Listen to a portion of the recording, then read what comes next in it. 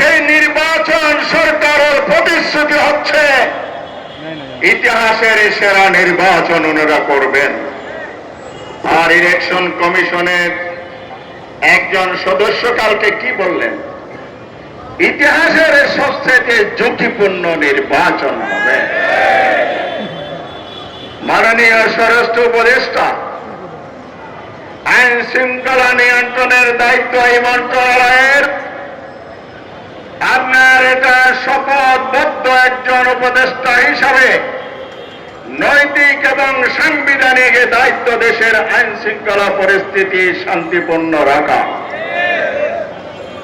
তিনি বলেন নির্বাচনের জন্য আমরা প্রস্তুত, আইন শৃঙ্খলা বাহিনী প্রস্তুত। আপনাদের প্রস্তুতি গতকাল আমরা দেখে ফেলেছি। আপনারা প্রস্তুতি নিচ্ছেন ফেসিবাদের দোষরদেরকে পুনর্বাসনে। আপনার প্রশাসন পক্ষপাত দুষ্ট ভূমিকা রেখেছে।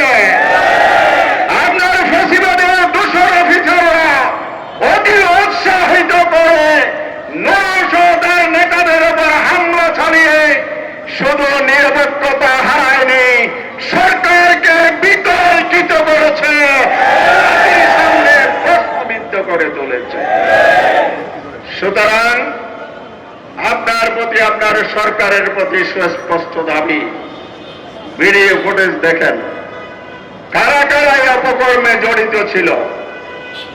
আইন শৃঙ্খলা বাহিনীর সদস্য হোক আর দলীয় সন্ত্রাসী হোক, হামলাকারী যিনি হন তিনি আইনের ঊর্ধ্বে নয়।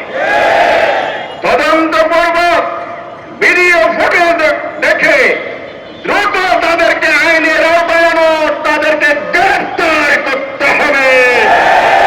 এটাই আজকের জনসভার দাবি।